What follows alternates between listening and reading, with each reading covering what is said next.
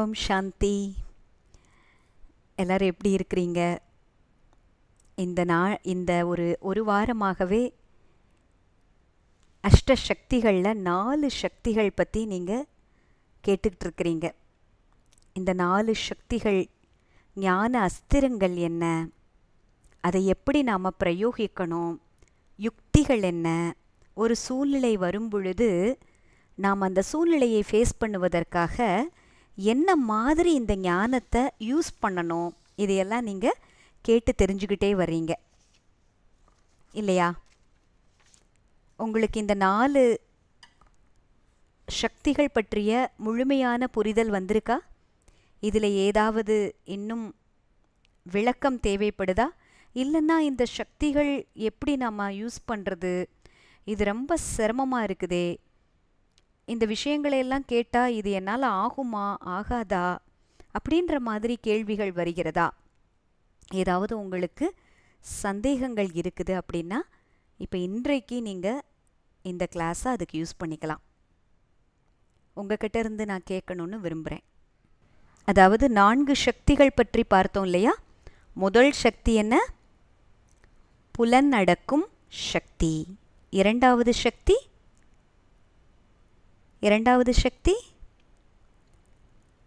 தயாராகும் சக்தி. மூன்றாவது சக்தி ஞாபகம் இருக்குதா? மூன்றாவது சக்தி சகித்து கொள்ளும் சக்தி. Very good. நான்காவது சக்தி ஏற்றுக்கொள்ளும் சக்தி. ஸோ முதல் சக்தியாக புலனடக்கும் சக்தி. இந்த புலனடக்கும் சக்தி அப்படிங்கிறத நீங்கள் என்ன புரிஞ்சுக்கிட்டீங்க? அதில் ஒரு ஆமையினுடைய ஒரு படமானது காண்பிக்கப்பட்டிருக்கிறது இல்லையா? இந்த ஆமையின் படம் எதை குறிக்கிறது? இந்த பாருங்க, நம்ம ஆத்மா இந்த உடலில் வந்து தான் காரியங்கள் செய்யணும். இந்த உடலுக்கு வந்தாச்சுனாலே இந்த வெளி உலகத்தை நாம் சந்தித்தே ஆகணும். கரெக்டா? உடலில் வந்தாச்சுனாலே இந்த உலகமும் வந்துடுதில்ல நம்ம கண்ணுக்கு. இந்த உலகமும் நம்ம கண்ணுக்கு தென்படுகிறது. உலகத்தில் நடக்கிற விஷயங்களை நாம் கேட்க தான் வேண்டி இருக்குது. அப்போ ஒரு ஆத்மா இந்த உடலுக்கு வந்தாச்சுன்னாலே இந்த வெளி உலகத்தின் விஷயங்களுக்கு அது உட்படுது. கரெக்டா? அப்போ அப்படி இருக்கும் பொழுது இந்த வெளி உலகத்தினுடைய விஷயங்களிலிருந்து அந்த பிரபாவம், அதாவது அந்த இன்ஃப்ளூவன்ஸ்னு சொல்லுவாங்க பாருங்க, அதிலிருந்து நான் எப்படி தப்பிக்கிறது? ஃபர்ஸ்ட் ஆஃப் ஆல் நமக்கு தெரியணும், ஐம்புலக் கள்வன் அகத்தினில் இருக்கையில் நீ இல்லையே அருணாச்சலான் தான் பாடினார். இந்த 5 புலன்களும் கல்வன் போன்றது.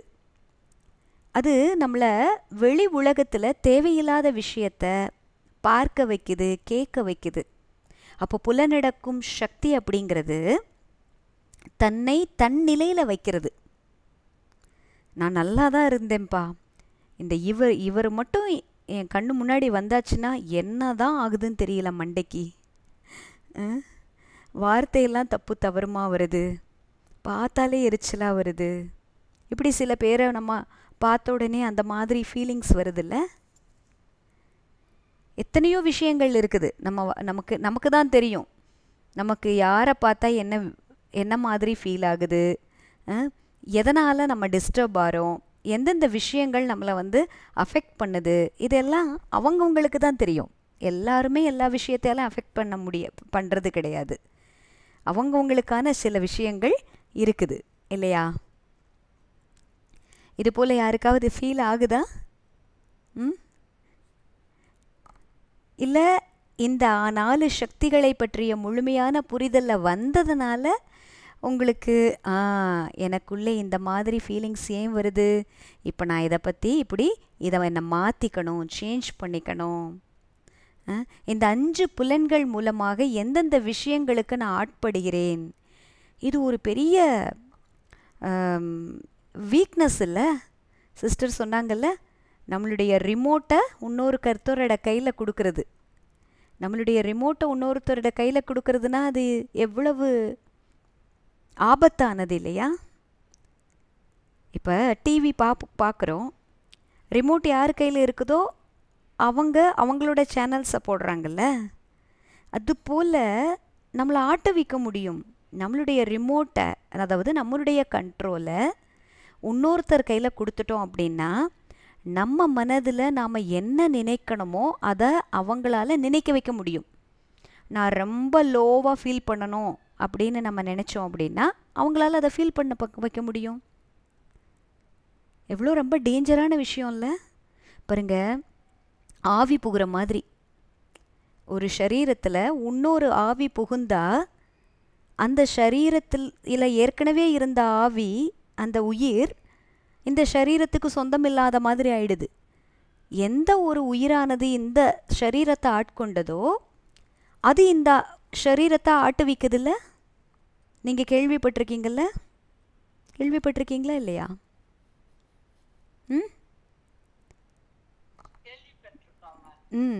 எவ்வளோ மோசமாக இருக்கும்ல. அவங்கள பார்த்தா எப்படி நமக்கு தோணும்? பரிதாபமாக இருக்கும்ல. பாவம், பொசஸ் ஆயிட்டாங்க, ஏதோ ஒரு பேட் ஸ்பிரிட் பொசஸ் பண்ணியிருக்கு அப்படின்னெல்லாம் சொல்கிறோம்ல. உண்மையிலேயே நமக்குள்ளே இருக்கின்ற 5 விகாரங்கள் அப்படிங்கிறது பெரிய பூதம். அது மாதிரி பெரிய பேயே கிடையாது. இப்போ இந்த 5 விஷயங்கள் எனக்குள்ளே தோன்றுவதற்கான ரிமோட் கண்ட்ரோலை இன்னொருத்தர்கிட்ட கொடுத்துட்டேன். அவங்க அந்த மாதிரி பேசுனா எனக்கு கோபம் வருது. அவங்க அந்த மாதிரி பேசுனா ஒரே மனசெல்லாம் வலிக்குது. அவங்க அந்த மாதிரி பார்க்குற பார்வையே எனக்குள்ள அவமானத்தை உருவாக்குது. அவங்க பேசுகிற பேச்சுக்குள்ளே என்னை பற்றிய எவ்வளோ பெரிய கீழான மனப்பான்மை வெளிப்படுது. எனக்கு அவமானமாக ஃபீல் ஆகுது. அவங்க எப்படி நம்மளை அப்படி பேசலாம்? அவங்க எப்படி என்னை அந்த பார்வை பார்க்கலாம்? இது எல்லாம் நம்ம என்ன நினச்சிட்டு இருந்தோம்? மற்றவர்களுடைய தவறு அப்படின்னு நம்ம நினச்சிட்டு இருந்தோம். இப்போ நமக்கு என்ன தெரியுது? இது நம்மளுடைய வீக்னஸ் அப்படின்னு தெரியுது. ஆத்மா அப்படின்ற ஒரு பாடத்தை நம்ம தெரிஞ்சுக்கிட்டோம் அப்படின்னா வெளி விஷயத்தினுடைய எந்த விஷயங்களிலிருந்தும் நம்மளை ஒரு செகண்டில் நம்ம சரி பண்ணிக்க முடியும். அதனுடைய பிரபாவம்னு சொல்லுவாங்க இல்லையா, இன்ஃப்ளூவன்ஸ்னு சொல்லுவாங்க இல்லையா, அதிலிருந்து நம்மளை காப்பாற்றி கொள்ள முடியும். இது நமக்குள்ளே ஒரு புதிய பரிமாணத்தை உருவாக்குது. இந்த புலனடக்கும் சக்தி அப்படிங்கிறது இது எப்படி ஃபீல் ஆகுது அப்படின்னா, ஒரு விஷயத்தை என்ன வேணுமோ அதை நான் உள் வாங்கிக்கணும். அதுக்கான ஒரு ரொம்ப பியூட்டிஃபுல்லான ஒரு தாரக மந்திரம் என்ன? சாட்சியாக பார்ப்பது, பார்த்தும் பார்க்காமல் இருப்பது, கேட்டும் கேட்காமல் இருப்பது. அப்படின்னா என்ன அர்த்தம்? அதாவது இந்த சக்திகள் எல்லாமே பார்த்திங்கன்னா நமக்குள்ளே இருந்தது அப்படின்னா ஆத்மா தன்னுடைய நிலை தவறாமல் இருக்கும். புரியுதுங்களா? என்ன நடந்தாலும் என்னோட ஸ்டெபிலிட்டி, என்னுடைய நிலை அது ஆடாமல் வச்சுருப்பேன். என்னுடைய ஸ்டெபிலிட்டியை யாராலையும் அசைக்க முடியாது. அப்படிங்கிறது சக்தியா பலகீனமா? சொல்லுங்க, என்ன நினைக்கிறீங்க?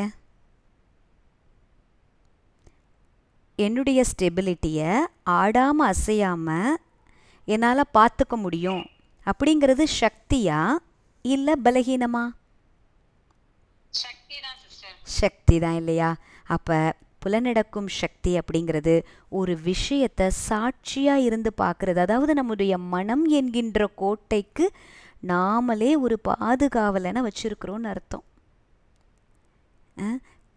பாருங்க, யாராவது ஒரு கெட்ட பொருளை, அதாவது கெட்டுப்போன பொருள், ஒரு பழமே இருக்குன்னு வச்சுக்கோங்க, அழுகிருச்சின்னு வச்சுக்கோங்க, வெளியே பார்த்தா பழப்பழப்பழன்னு இருக்குது. பாருங்க, இப்போல்லாம் பார்த்தீங்கன்னா பழங்கள் எல்லாம் மேலே வேக்ஸ் எல்லாம் பூசி குளிர்சாதன பெட்டியில் வச்சு பார்த்தா ஃப்ரெஷ்ஷாக வச்சுருக்குறாங்க. ஆப்பிள் பழம்லாம் நீங்கள் பார்த்துருப்பீங்க.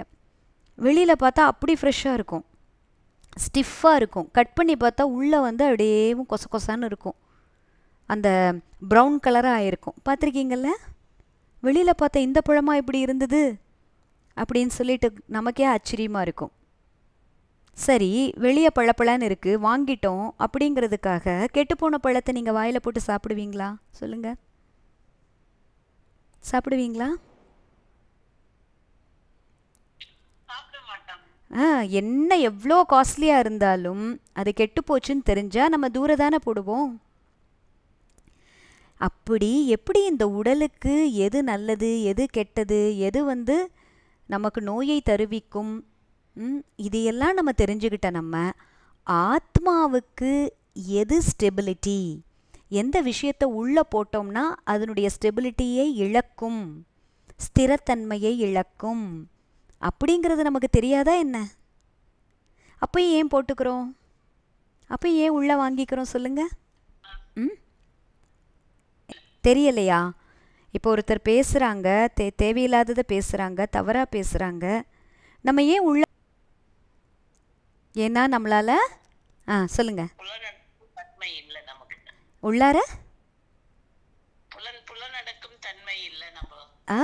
அதாவது ஆத்மால சக்தி இல்லை பாருங்க. அந்த நேரத்தில் இந்த விஷயத்தை சாட்சியாக பார்க்கணும். அவங்க சொல்கின்ற வார்த்தைகள் எதுவாக இருக்கட்டும், அது சரியா தவறான்னு நமக்கு தானே தெரியும். பாருங்க, இந்த 4 சக்திகளும் ஒன்று மற்றொன்றோடு சம்பந்தப்பட்டது. எனக்கு ரொம்பவுமே பிடிச்ச சக்திகள் பார்த்துக்கோங்க. ஒரு விஷயத்தை நாம் ஏன் உள்ளே வாங்கிக்கிறோம் அப்படின்னா, நம்ம என்ன நினைக்கிறோம், பேசினவங்க தப்பாக பேசியிருக்கிறாங்க, அது அவங்க தவறு, இல்லைன்னா அவங்க எல்லார் முன்னாடியும் நம்மளை பற்றி இப்படி தப்பாக பேசிட்டாங்க. சரி, ஒரு தவறான விஷயம் தவறாக இருக்கும் பொழுது நான் ஏன் பாதிக்கப்படணும்? இன்ஃபேக்ட் நமக்கு இந்த ஞானமானது, ஆன்மீகமானது எப்படி என்ன சொல்லி கொடுக்குது? மற்றவர்களுடைய குறைகளை பார்க்கக்கூடாதுன்னு சொல்லி கொடுக்குது. இப்போ நான் மற்றவர்களுடைய குறைகளை பார்த்தால் எனக்கு என்ன கிடைக்கும்? மற்றவர்களினுடைய குறையை பார்க்கின்ற பொழுது எனக்கு என்ன நடக்கும்? அந்த ஃப்ரீக்வன்சிக்கு நான் வந்துடுவேன், அந்த அதிர்வலைக்கு நான் வந்துடுவேன். அப்போ அவர்களினுடைய குறைகள் என்னிடம் பிரதிபலிக்கும், அது பெருகும். அப்போ நம்ம எவ்வளோ கேர்ஃபுல்லாக இருக்கிறோம். இப்போது மற்றவர்களினுடைய குறைகளை பார்க்கக்கூடாது, சாட்சியாக இருந்து ஒவ்வொரு விஷயத்தையும் பார்க்கணும், ஃபில்ட்ரு போட்டுக்கணும். எந்த விஷயத்தை பார்க்கிறோமோ, எந்த விஷயத்தை கேட்கிறோமோ பார்த்தும் பார்க்காமல் இருக்கணும். தேவையில்லை அப்படின்னா நான் ஒன்றும் கார்பேஜ் பின் கிடையாது, நான் ஒன்றும் குப்பை தொட்டி கிடையாது. நீ நினச்சதெல்லாம் என் மனதுக்குள்ளே போடுவதற்கு நம்ம தானே அலோ பண்ணுறோம். அப்போ அந்த அலோ பண்ணுறது யார்? நான் ஆத்மா. அப்போ அங்கே பலகீனம் இருக்கிறதுனால தான் நான் அலோ பண்ணுறேன். அப்போ பலகீனம் இருக்கிறதுனால தானே நான் அலோ பண்ணுறேன். அது தெரிஞ்சதுனால இப்போ நான் புரிஞ்சுக்கிட்டேன், எனக்குள்ளே இந்த புலனடக்கும் சக்தி இருந்ததுன்னா என்ன சுற்றி என்ன விஷயங்கள் நடந்தாலும் நான் என்னுடைய அகக்குகைக்கு போக முடியும், அகத்தின் குகைக்கு போக முடியும். பாருங்க, பெரிய பெரிய முனிவர்கள் என்ன பண்ணுறாங்க, இந்த வெளி உலகத்தினுடைய டிஸ்டர்பன்ஸ் இருக்கக்கூடாதுன்னு சொல்லிட்டு குகைக்குள்ளே போய் உக்காந்துடுறாங்க. ஆனால் அப்படியெல்லாம் நம்ம போய் உட்கார வேண்டிய அவசியமே கிடையாது. இந்த அகம் என்கின்ற குகைக்குள்ள எல்லாமே இருக்குதுப்பா. அதுதான் நம்முடைய உண்மையான உலகம். அந்த உலகத்தில் எல்லாமே பியூட்டிஃபுல்லாக இருக்குது. அந்த குகைக்குள்ள நான் அனுமதிக்கலைன்னா யாராலையும் உள்ளவே வர முடியாது. எந்த சக்தியாலையும் இந்த குகையினுடைய வாசலை தகர்க்க முடியாது. அப்படி நடக்குது அப்படின்னா நான் சக்திசாலியா இல்லைன்னு தான் அர்த்தம். பாருங்க, இப்போ ஒரு வெயில் அடிக்குது, இல்லை மழை பெய்யுது, ஜோன்னு மழை பெஞ்சிக்கிட்டே இருக்குது. இப்போ நீங்கள் வெளியே போகணுன்னா என்ன பண்ணுவீங்க?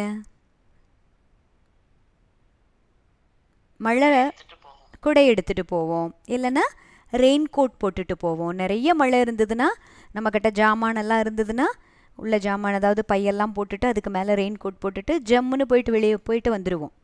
அப்போ ரெயின் வெளியே இருக்குன்னா நமக்கு நம்மளை எப்படி பாதுகாத்துக்கணுன்ற அந்த யுக்திகள் தெரியுதா இல்லையா? அதுபோல தானே நம்ம அகத்தினுடைய ஸ்டெபிலிட்டியை எது டிஸ்டர்ப் பண்ணுது, அதற்கான விஷயங்கள் என்ன அப்படிங்கிறத நம்ம முழுமையாக தெரிஞ்சுக்கிறது தான் இந்த புலனடக்கும் சக்தி. இந்த புலனடக்கும் சக்தியின் மூலமாக பெரிய விஷயங்களை நம்ம வந்து ரொம்ப ஈஸியாக கடந்து செல்ல முடியும். இதில் ஏதாவது டவுட் இருக்குதுங்களா?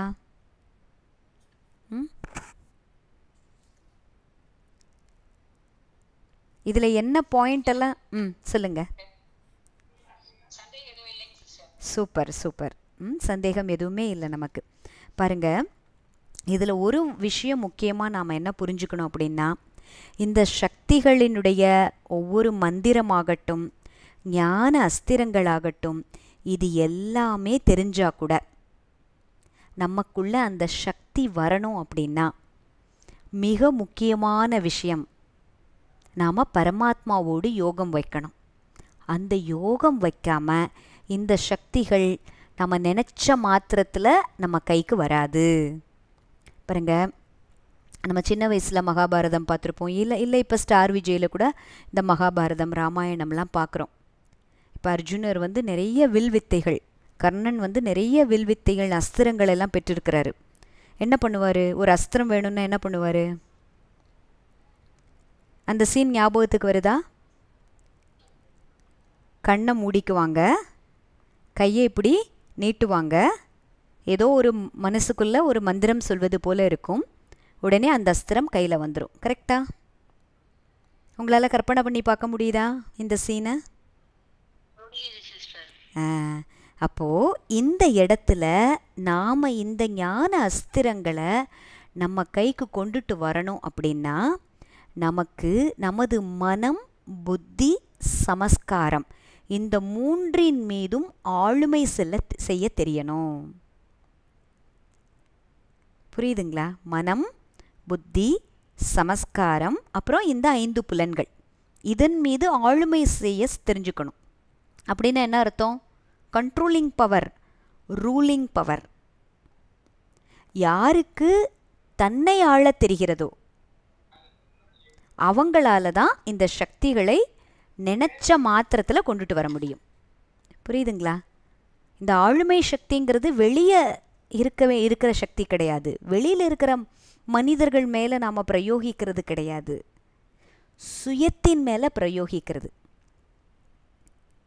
ஒரு அழகான பாடல் இருக்கிறது. சில நாள் கருவில் பல நாள் கனவில் உயிராய் உனை நான் சுமந்தேன் மகனே. ஞாபகம் இருக்கா? இந்த பாட்டு கேட்டிருக்கீங்களா?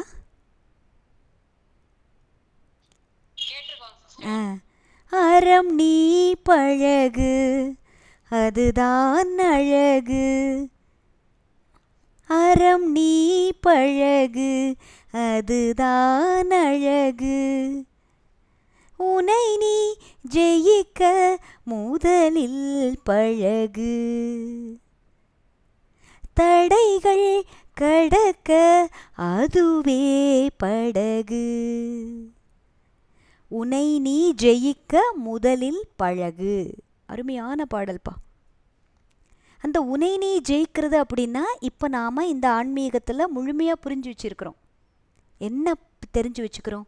இந்த கண்ணினால் நான் எதை பார்க்க விரும்புகிறேனோ, அதாவது இந்த கண்ணின் மூலமாக நான் நல்லதை மட்டுமே பார்ப்பேன். அப்படின்னா என்ன அர்த்தம்? கெட்டதும் சேர்ந்து தான் இருக்கும். ஆனால் இந்த கண்ணுக்கு நான் கட்டளை இடுகிறேன். பாருங்க, நம்ம பெருமாள் பற்றிய பாடல்கள் எல்லாம் பாடும் பொழுது அதில் இந்த மாதிரி வார்த்தைகள் வரும். பச்சை மாமலை போல் மேனி பவளவாய் கமலச்செங்கண். கமலச்செங்கண். ஏன் கமலச்செங்கண்ணா என்ன அர்த்தம் சொல்லுங்க? கண்ணு என்ன? தாமரை போன்ற கண்ணுன்னா அங்கே தாமரை மாதிரியா கண்ணு இருக்குது? பாருங்க, மீன் மாதிரி கண் இருக்குன்னு சொல்லுவாங்க. மீனினுடைய ஷேப்பு, கண்ணினுடைய ஷேப்பு ஒரு மாதிரி இருக்குது. ஆனால் தாமரை கண்ணுன்னு ஏன் சொல்கிறாங்க? இதற்கு பின்னாடி என்ன பொருள் இருக்குது?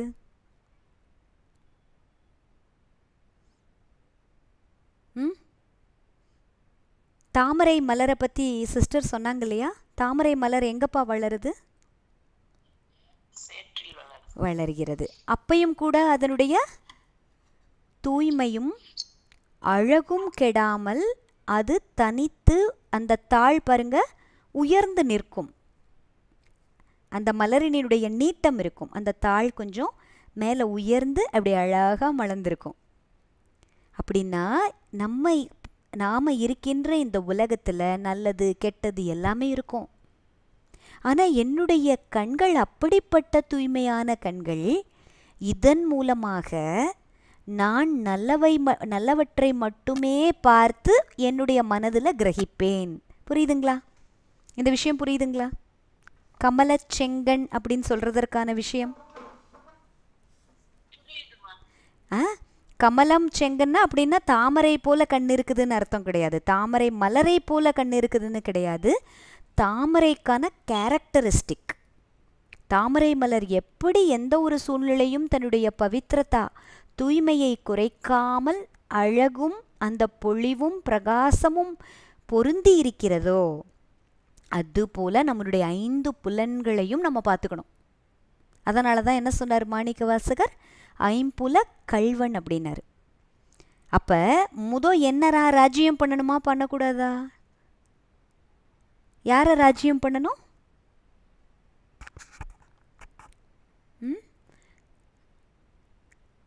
உன்னை நீ ஜெயிக்க முதலில் பழகு. புரியுதுங்களா? என் வாயிலிருந்து வருகின்ற வார்த்தைகளுக்கு நான் பொறுப்பு. நான் பார்க்கின்ற காட்சிகள் என்னுடைய பொறுப்பு. நான் என்ன விஷயத்தை கேட்கின்றேனோ அது ஏன் கையில் இருக்கு, என்னுடைய பொறுப்பு. இப்படி என்னுடைய 5 புலன்கள், என்னுடைய மனம், என்னுடைய புத்தி, என்னுடைய சமஸ்காரம், இது எல்லாவற்றிற்கும் நான் கட்டளையிடுகின்ற ராஜாவாக ஆகணும். சாத்தியமா? சாத்தியமா சாத்தியம் இல்லையா? சாத்தியம். அப்ப இந்த சாத்தியத்தை தான் நாம இது ராஜயோக தியானம் மூலமா அடையிறோம். இப்ப பிரம்மகுமாரிகள் நாங்க என்ன பண்றோம்?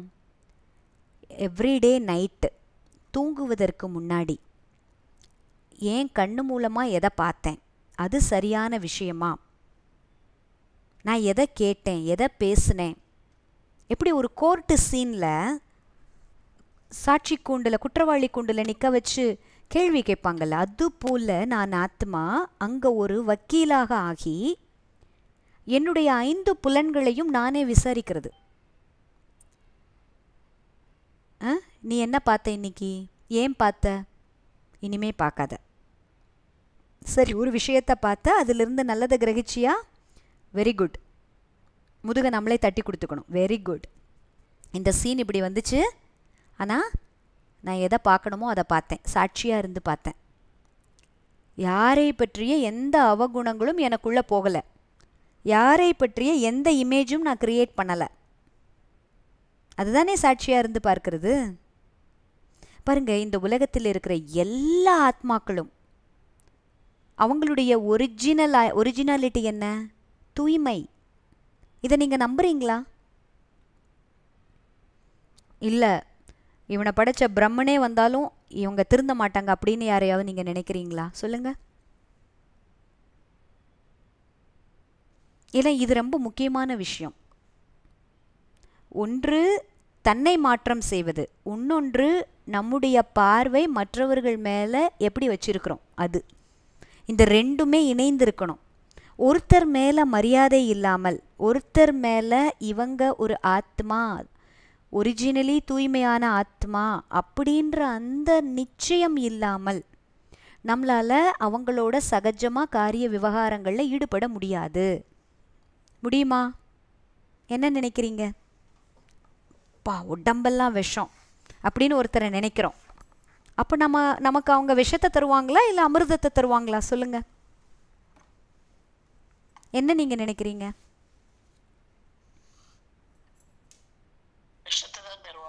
விஷத்தை தானே தருவாங்க. ஆனால் நம்ம இதுவரை என்ன நினச்சிட்டு இருந்தோம்? எனக்கு தெரிஞ்சு அவன் ஒரு விஷயம் கூட நல்லது செஞ்சதில்லை யாருக்கும். நம்ம அவங்கள பற்றி தெரியாதவங்க கிட்ட கூட நமக்கு ஃப்ரெண்டாக அமைஞ்சிட்டாங்கன்னு வச்சுக்கோங்க, நம்ம ஒரு காஷன் பண்ணுவோம், மாட்டிடாத, ஆள் ஒரு மாதிரி, இப்போவே சொல்லிட்டேன். சொல்லுவோமா சொல்ல மாட்டோமா? சொல்லியிருக்கோமா, சொல்லியிருக்குது இல்லையா? சொல்லுங்க. சொல்லியிருக்கோம் சிஸ்டர். இப்போ நீங்கள் என்ன நினைக்கிறீங்க? இந்த மாதிரி எண்ணங்களை, சங்கல்பங்களை எப்படி மாற்றிக்கலாம்? நாம் அவர்களுடைய அதிர்வலைகளில் வந்தாதான் அவர்கள் நம்மளை இன்ஃப்ளூயன்ஸ் பண்ண முடியும்.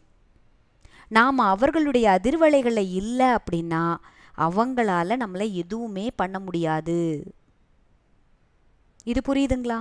இந்த விஷயத்தில் ஆழமான நம்பிக்கை, புரிதல், நிச்சயம் இருக்குதா? சொல்லுங்க.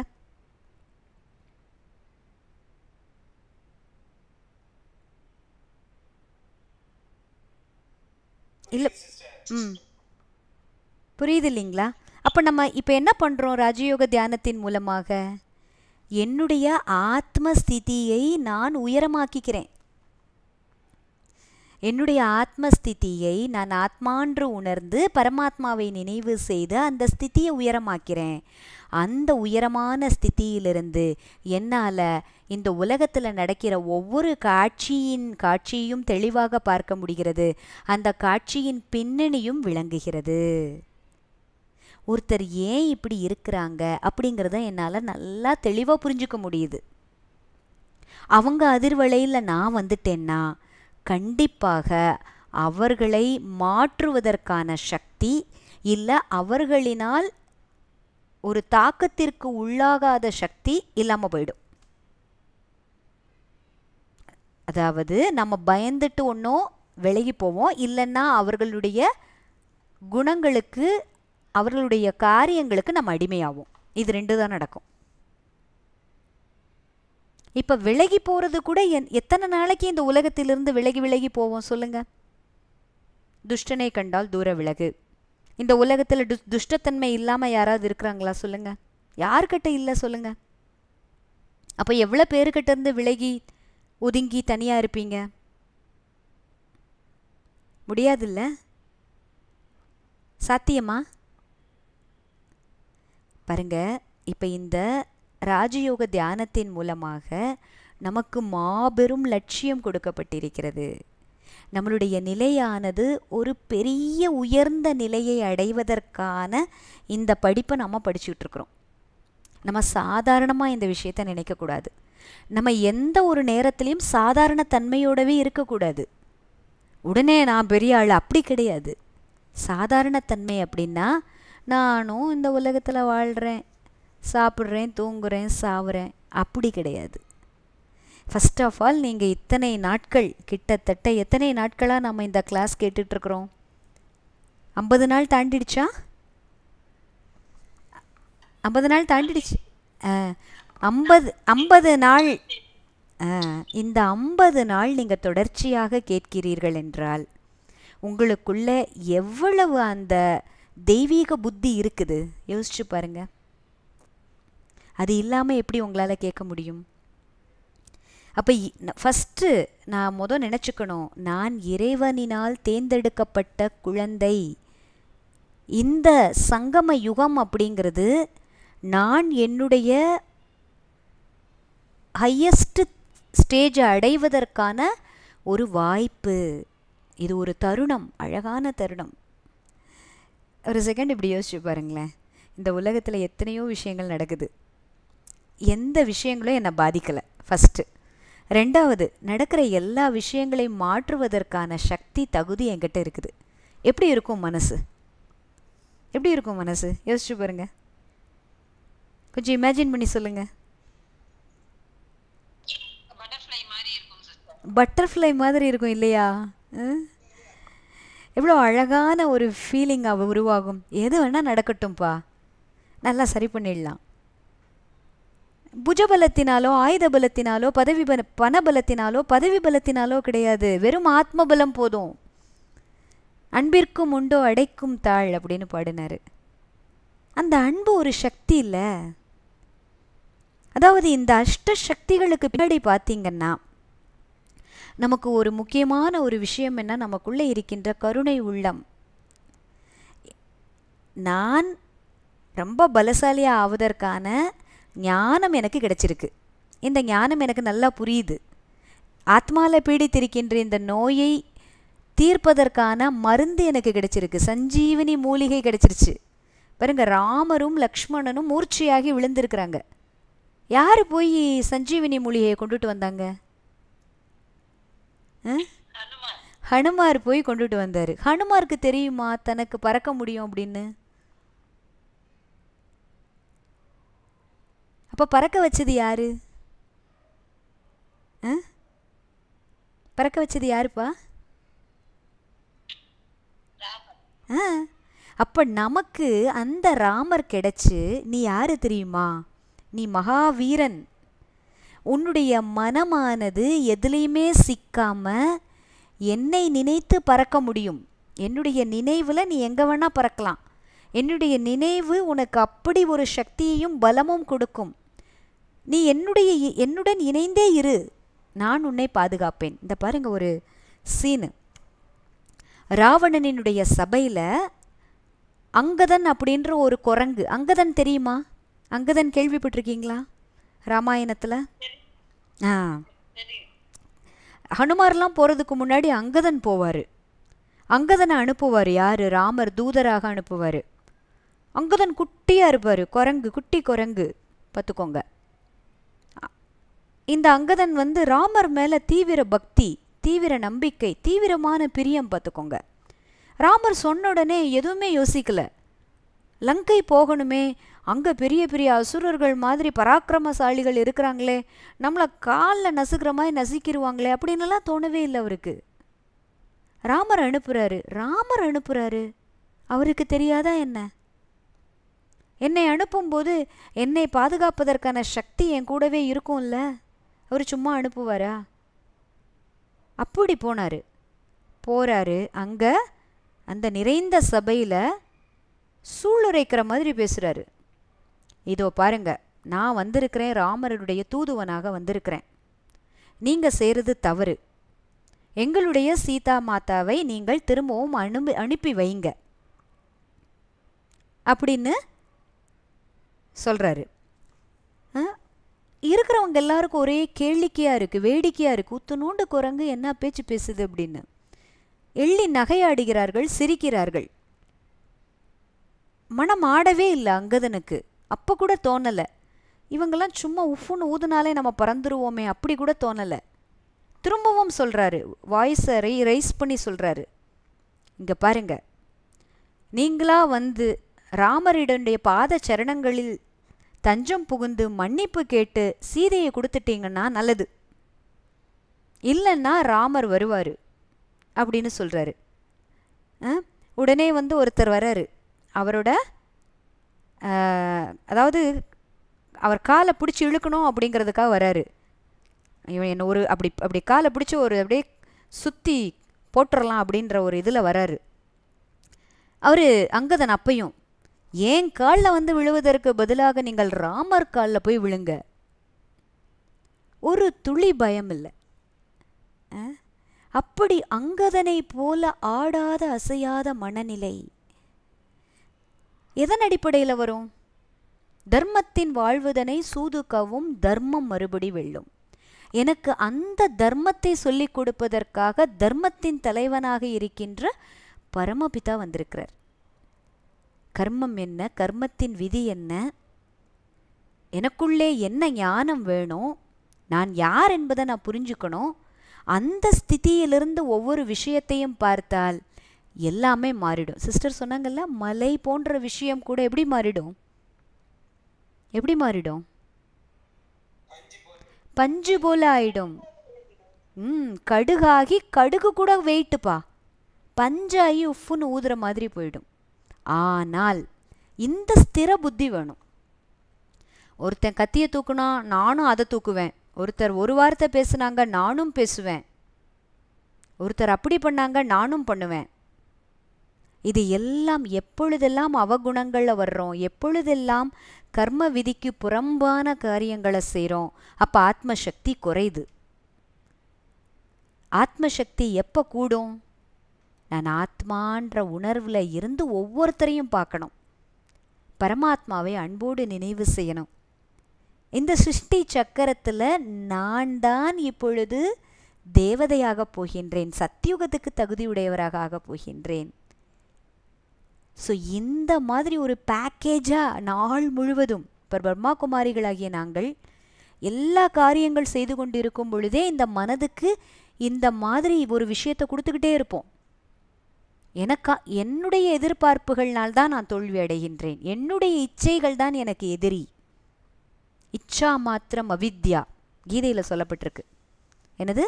இச்சா மாத்திரம் அவித்யா. ஆசை என்றால் என்ன என்று என்பதே அறியாத நிலை. ஆசை என்றால் என்ன என்பதே அறியாத நிலையை கொண்டவராக நீங்களாக வேண்டும் அப்படின்னு கீதையில் சொல்லப்பட்டிருக்கு. அது எப்படி ஆசையே இல்லாமல் இருக்கிறது? முடியுமா சொல்லுங்க? ஆசை இல்லாமல் இருக்க முடியுமா? என்ன நினைக்கிறீங்க?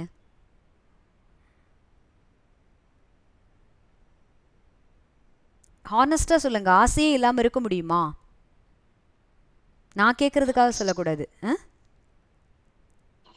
முடியாது. மற்றவங்க? முடியாது. அப்போ என்ன பண்ணலாம்? Very good. நீங்கள் இந்த அனாவசிய ஆசைன்னா என்ன, அவசிய ஆசைனா என்னன்னு சொல்லுங்க பார்க்கலாம். அவசியம் அப்படின்றது நமக்கு என்ன தேவையோ அது மட்டும். உணவுனா ஒரு சிம்பிளான ஒரு உணவு நமக்கு போதுமானது. அதுவே வந்து ஆடம்பரமா எதுவுமே நமக்கு வேண்டாம், தேவையில்லை தானே. சரி, இப்போ அந்த தேவையான அந்த அவசியமான விஷயம் கூட கிடைக்கலன்னு என்ன பண்ணுவீங்க? அது கிடைக்காம இருக்காது. அது அதாவது நமக்கு தேவை அப்படின்னா இறைவன் கொடுப்பாரு அப்படின்னு நான் நினைப்பேன். நமக்கு அது தேவை இல்லை வேலை, அதனால நம்மளுக்கு அது கொடுக்கல அப்படின்னு நான் யோசிப்பேன். இல்லை, சில பேர் வந்து பசியால் கூட வாடுறாங்கல்ல சிஸ்டர். நிறைய பேர் வந்து பார்த்திங்கன்னா அத்தியாவசியமான ஒரு தேவையான உணவு, உடை, இருப்பிடம் கூட இல்லாமல் இருக்கிறாங்கல்ல.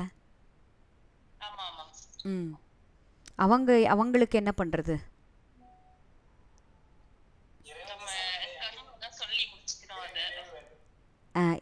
ஒரு நிமிஷம் சொல்லுங்க கவிதா சிஸ்டர்.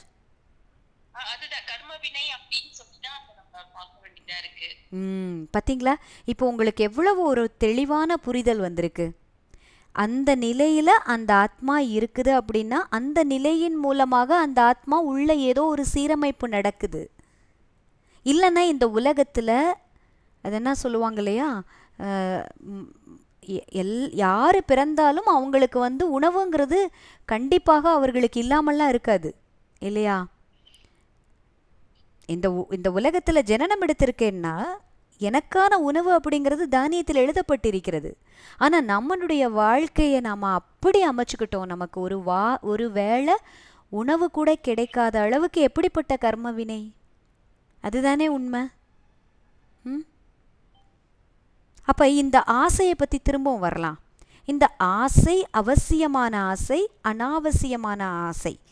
இதுக்கும் மேலே ஒரு படி மேலே போனீங்க அப்படின்னா, இப்போ எனக்கு வந்து வாய்ப்பு இருக்குதுப்பா, வகை வகையாக சமைச்சு சாப்பிட்லாம், எனக்கு வாய்ப்பு இருக்குது, எனக்கு பணம் இருக்குது, எனக்கு ஆரோக்கியம் இருக்குது, எனக்கு சாப்பிடுவதற்கான ஒரு இளமை இருக்கிறது, எல்லாமே இருக்குது. இப்போ நான் இதெல்லாம் சாப்பிட வேண்டியதில்லைன்னு என்னால் கண்ட்ரோல் பண்ண முடியுமா? ஆசையை நிப்பாட்ட முடியுமா? என்ன நினைக்கிறீங்க?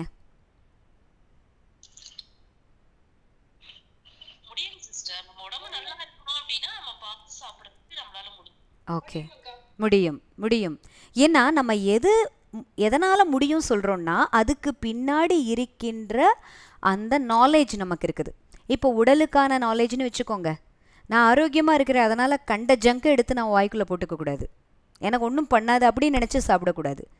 பசிக்கு உணவு, அந்த பசிக்கு உணவு சாப்பிடும் பொழுது அதற்கு தேவையான ருசியும் சேர்த்து தான் கொடுப்போம். ருசியாக சமைக்க வேணான்னெல்லாம் சொல்லலை. ஆனால் எது தேவையோ அதை அறிவதற்கான அறிவு இருக்கிறது, உடலுக்கான அறிவும் இருக்கிறது, மனதிற்கான அறிவும் இருக்கிறது. இப்போ நம்ம பிரம்மகுமாரிகளில் என்ன சொல்லுவோம் அப்படின்னா, சாத்வீக உணவு சாப்பிட வேண்டும். சாத்வீக உணவுனா என்ன? Any idea? ரொம்ப பொரிச்சது, எண்ணெயில பொரிச்சது, ரொம்ப காரமானதெல்லாம் இல்லாம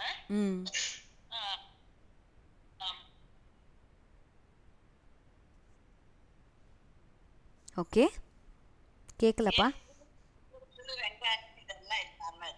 ஆ, பூண்டு வெங்காயம் இல்லாமல் இருக்கிறது. ஓகே, அப்புறம்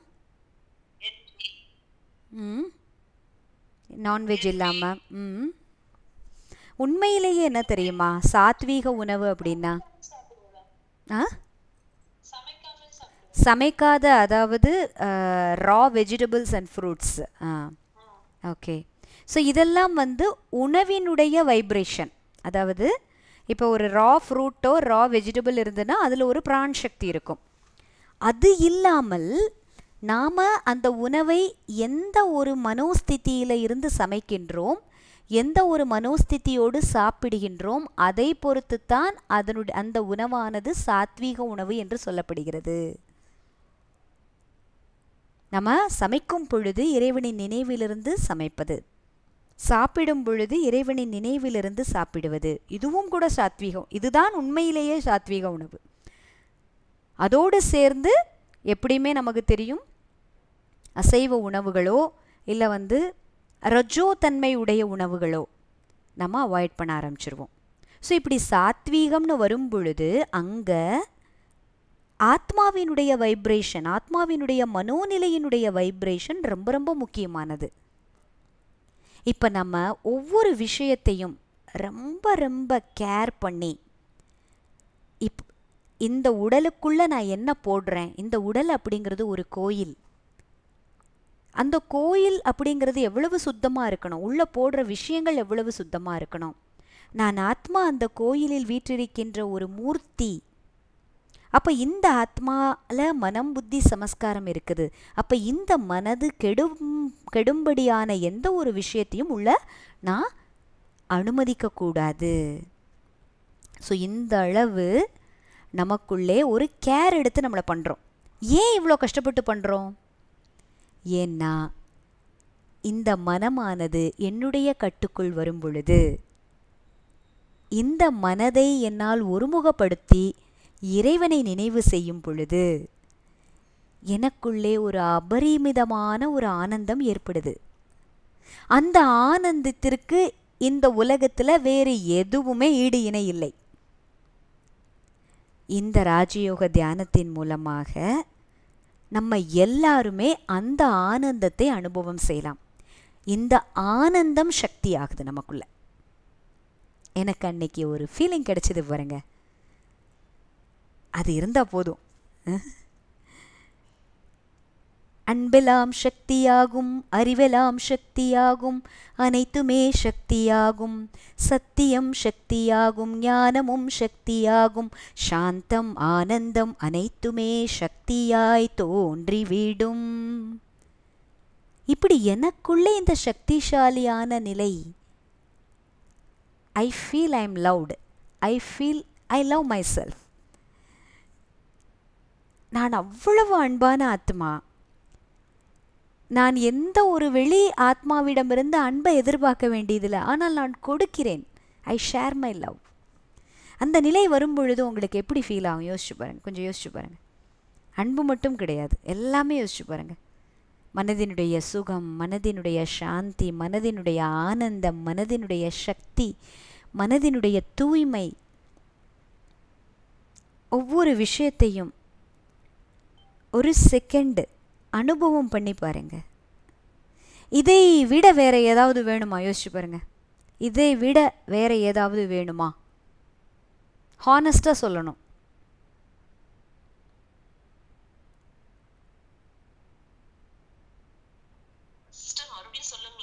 அதாவது ஒரு மைண்டினுடைய ஒரு ஸ்டேஜ், என்ன ஸ்டேஜ் அப்படின்னா, நான் ரொம்ப I am feeling I am loved, அதாவது நான் ரொம்ப அன்பான ஆத்மாவாக இருக்கிறேன். இந்த அன்பினுடைய அந்த அனுபவம் என் மனசு ஃபுல்லாக வியாபிச்சிருக்கு. அதுபோல் ஆத்மாவினுடைய எல்லா குணங்களையும் எடுத்துக்கோங்க. இந்த அமைதி அப்படிங்கிறது என்னுடைய நிஜ குணமாயிடுச்சு. அவ்வளவு ஒரு மனது வந்து ஒரு பீஸ் ஆஃப் மைண்ட் இருக்குது. என்னால் அந்த நான் அமைதியான ஆத்மா அப்படின்னு நினச்ச உடனே மனதில் ஒரு அழகான அமைதி உருவாகிறது. பாருங்க, பீச்சுக்கு போகிறோம், அந்த பீச்சுக்கு போன உடனே கடல்ல இருந்து அந்த காற்று வீசுது. பீச்சுக்கு போயிருக்கிறீங்கள? அப்படி பீச்சில் போய் அப்படி கடல் முன்னாடி நின்று கையை இப்படி நீட்டின உடனே எனக்கு கடலே சொந்தம் அப்படின்ற மாதிரி ஒரு அனுபவம். அந்த கடல் காற்று நம்மளை அப்படியே வருடும் பொழுது ஒரு ஆனந்தம். அப்போ எந்த இடத்துக்கு போகிறோமோ அந்த இடத்தினுடைய அனுபவம் ஏற்படுதில்ல? அதுபோல் ஆத்மாவாகிய நான் யார்? அது என்ன சொல்ல வரேன் அப்படின்னா, நான் ஆத்மா, அன்பான ஆத்மா. ஓகேங்களா? இந்த அன்பு அப்படிங்கிறது ஒரு அனுபவமாக எனக்குள்ளே இருக்குது. நான் அன்பான ஆத்மா அப்படின்னு நினச்ச உடனே அன்பினுடைய ஊற்றானது மனம் ஃபுல்லாக வியாபிக்கிறது.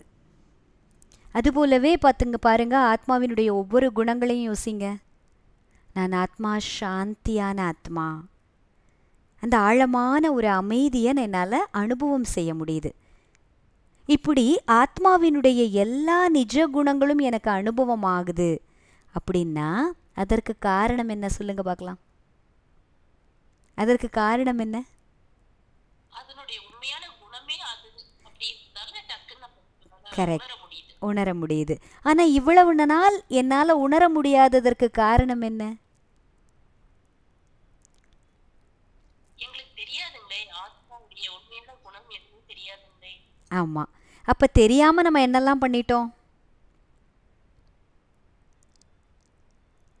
ரொம்ப விளையாடிட்டோம். எத்தனை இச்சைகள், எத்தனை எதிர்பார்ப்புகள், எத்தனை சண்டைகள், எத்தனை சச்சரவுகள், எத்தனை நமக்குள்ள அவகுணங்கள். அதாவது ஒரு நிமிஷம் மனசாட்சியை கேட்டாலே இது தெரிஞ்சிருக்கும். நிறைய நேரங்களில் நம்ம மற்றவங்கள பார்த்து காப்பி அடிச்சிடுறோம். நிறைய நேரங்களில் நம்ம ஓடுறோம் இந்த உலகத்தில். வாழ்க்கைன்ற இந்த ஓட்டத்தை பயங்கரமாக ஓடிட்டுருக்குறோம்.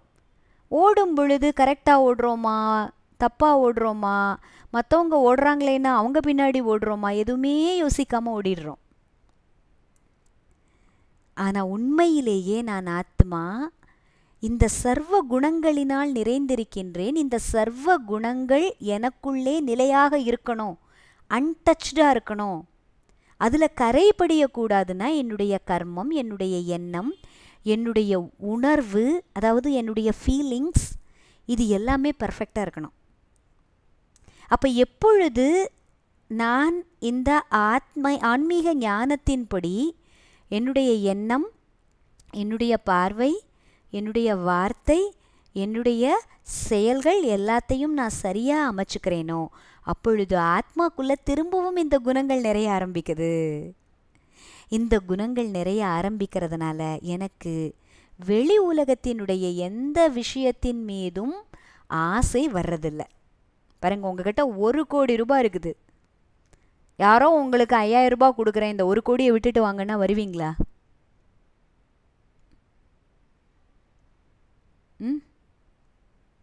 உங்ககிட்ட 1 கோடி ரூபாய் இருக்குது. யாரோ உங்ககிட்ட நான் 5000 ரூபாய் கொடுக்குறேன், இந்த 1 கோடியை விட்டுட்டு வாங்க அப்படின்னா நீங்கள் வருவீங்களா? என்ன நினைக்கிறீங்க? போக மாட்டோம்ல. நான் தான் ஃபுல்லாக நிறைஞ்சிருக்கிறேனே, நான் கொடுப்பேன். 5000 எத்தனையோ பேருக்கு அப்படி தானே நினைப்போம். அதாவது இன்னொரு என்ன அப்படின்னா, நான் எதை கொடுக்கிறேனோ அது நிறைகிறது. பாருங்க, ஆன்மீக குணங்களினுடைய அந்த ஃப்ளோ எப்படி நடக்குது? சிஸ்டர் கூட சொன்னாங்க, நான் எதை கொடுக்கிறேனோ, இப்போ நான் ஒரு அன்பை கொடுக்குறேன் அப்படின்னா எனக்குள்ள அன்பு நிறையுது. பெறுவது என்றால் கொடுப்பது, அதுதான் வந்து ரூலிங்கு. யார் ஒருவர் அன்பை கொடுக்கிறார்களோ அவர்கள் அன்பினால் நிறைவார்கள். ஏன்னா இங்கே அது ஊற்றாக பெருக்கெடுக்கும். அந்த அந்த அது என்ன சொல்கிறது, அந்த கிணறானது நம்ம இறைக்க ஊறுறது போல். செல்வம் வந்து அப்படி கிடையாது. நீங்கள் விரயம் பண்ணி நீங்கள் செலவழிச்சிட்டே இருந்தீங்கன்னா காணா போயிடும், முடிஞ்சு போயிடும். ஆனால் ஆன்மீக செல்வங்கள் அப்படி கிடையாது. நீங்கள் அன்பை பயன்படுத்தினீங்க அப்படின்னா அன்பு உங்களுடைய சொத்தாயிடும். அப்போ என்ன ஆகும் யோசிச்சு பாருங்க, காந்தம் மாதிரி ஆயிடுவீங்க நீங்கள். இவங்கக்கிட்ட வந்து சும்மா 2 நிமிஷம் உட்காந்துட்டு போனாலே போதும். ஏன்னா அப்படி உங்களுடைய ஆரா, உங்களுடைய சூக்ஷ்ம உடல் அவ்வளவு ஒரு நல்ல ஒரு அதிர்வலைகளினால் நிறைந்திருக்கும். அதுதான் நம்மளுடைய முயற்சி, அவ்வளோதான். அப்போ இந்த முயற்சிக்காகத்தான் இந்த சக்திகளை யூஸ் பண்ணி ஏற்கனவே நான் செய்த கர்மங்களின் வினைகள் வரும் பொழுதும் இந்த உலகத்தில் இருக்கின்ற சூழ்நிலைகள் மனிதர்கள் நம்ம மேலே எந்த பிரபாவத்தை ஏற்படுத்தக்கூடாதுங்கிறதுக்காகவும் நம்ம இந்த முயற்சி பண்ணுறோம். இது எதுக்கு இவ்வளோ நான் எக்ஸ்பிளைன் பண்ணியிருக்கிறேன்? ஆசை என்றால் என்னவென்றே அறியாத நிலை எப்பொழுது உருவாகும் அப்படின்னா, எப்பொழுது ஆத்மா சர்வ குணங்களினால் நிறைந்து இருக்கிறதோ அங்கே வெளியே ஒன்று தேடி அடைவதற்கான ஆசையே இருக்காது. அதற்காக நீங்கள் எதையும் செய்யாமல் சும்மா வீட்டில் உட்காருவீங்கன்னு சொல்ல முடியாது. யார் மனம் உள்ளமானது மகிழ்ச்சியினால் நிறைஞ்சிருக்கோ, ஊக்க உற்சாகத்தினால் நிறைஞ்சிருக்கோ, என்ன பண்ணுவீங்க? நீங்கள் வெளியே போவீங்க, எல்லாருக்கூடையும் பழவீங்க, ஏதாவது செய்வீங்க, அவங்களுக்கு செஞ்சு தருவீங்க, இனிமையாக பேசுவீங்க, பாடுவீங்க, ஆடுவீங்க. இந்த ஆன்மீக வாழ்க்கைங்கிறது சன்னியாசி வாழ்க்கை கிடையாது. இந்த ஆன்மீக வாழ்க்கையானது ஊக்க உற்சாகம் நிறைந்த வாழ்க்கை. மகிழ்ச்சி அப்படிங்கிறது நம்மளுடைய இயல்பான குணமாக ஆயிடும். ஸோ அப்படித்தான் எனக்குள்ளே இந்த சக்திகளை வளர்த்து செய்த கர்ம வினையினுடைய பயனை நான் முழுமையாக செட்டில் பண்ணி எனக்குள்ளே புண்ணிய கணக்கை ஏற்படுத்தி நான் ஆத்மா சர்வசக்திவானாக ஆகணும். இதுதான் உத்தேசம்.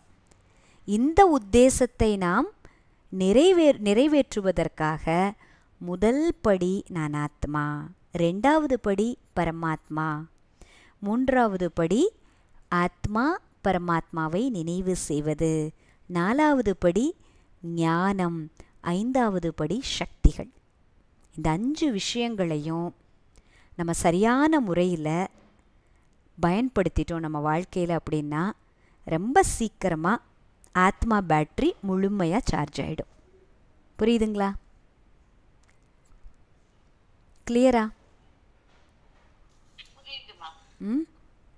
அப்போ நம்ம ஏன் சகிச்சுக்கணும் அப்படின்ற எண்ணம் வராது. நம்மளால் ஈஸியாக புரிஞ்சுக்க முடியும்.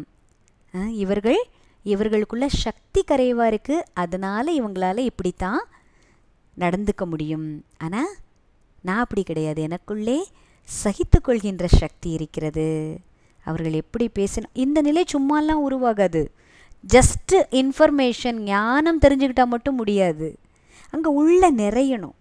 அந்த உள்ள நிறைவதற்கு நான் ஆத்மா பரமாத்மாவை நினைவு செய்யணும். 5 புலன்களை நம்ம செக் பண்ணணும். மனசை நம்மளுடைய கண்ட்ரோலில் வச்சுக்கணும். நான் என்னையே ஆழ வேண்டும். இந்த முழுமையான இந்த பயிற்சி செய்யும் பொழுது இந்த அஷ்ட சக்திகளும் நம்ம கையில் கிடச்சிரும். ஓகேங்களா? எப்படி அர்ஜுனன் கண்ணை மூடிட்டு எனக்கு இப்பொழுது இந்த பிரம்மாஸ்திரம் கையில் வேணும் அப்படின்னே வருது. அதுபோல் அந்த சூழ்நிலைக்கு தக்கனவாறு அந்த சக்தியானது நமக்கு கிடைக்கும். இந்த சக்தி மூலமாக சூழ்நிலை மாறும். ஓகேங்களா? அந்த அளவுக்கு நாம் சக்திசாலி ஆத்மாவாக ஆக முடியும். இந்த மாதிரி மன நிறைவோடு நம்ம இந்த கிளாஸை முடிவு பண்ணிக்கலாம். ஒரு 2 நிமிஷம் மெடிடேஷன் பண்ணிவிட்டு கிளாஸை எண்ட் பண்ணிக்கலாம். ஓம் சாந்தி. நான் ஆத்மா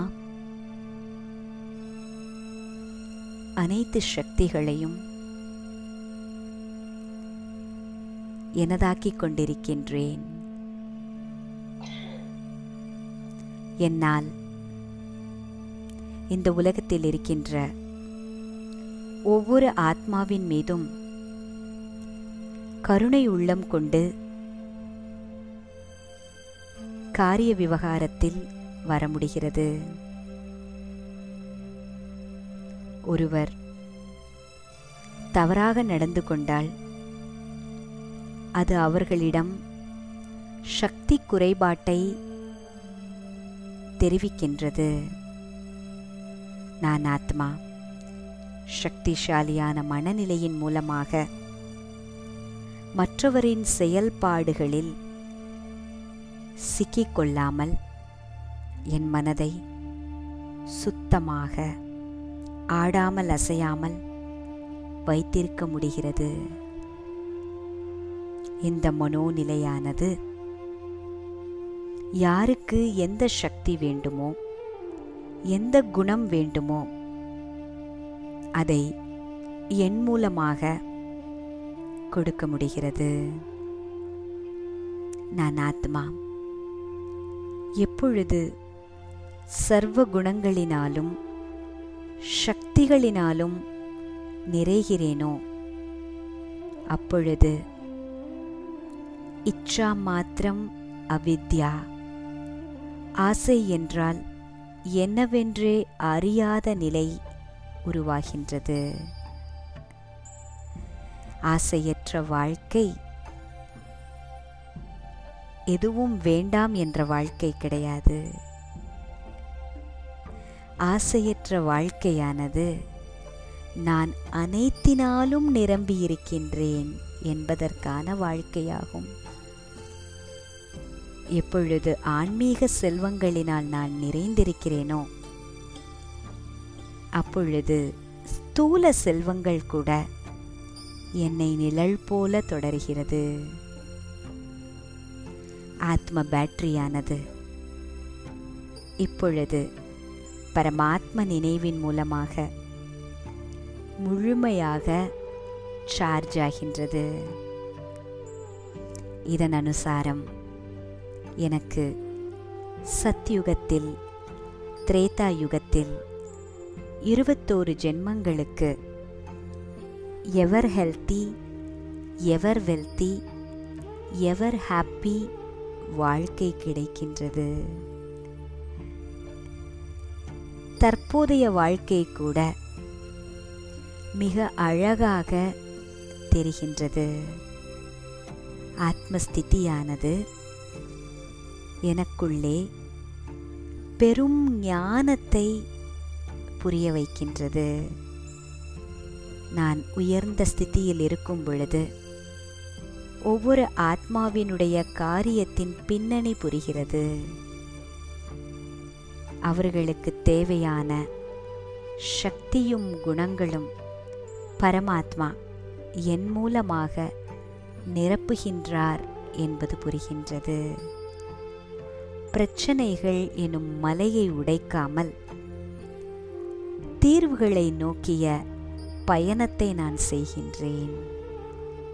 நான் ஆத்மா தாமரை மலர் போல அழகான பவித்திரமான ஆத்மா. ஓம் சாந்தி. ஓம் சாந்தி. ஓம் சாந்தி.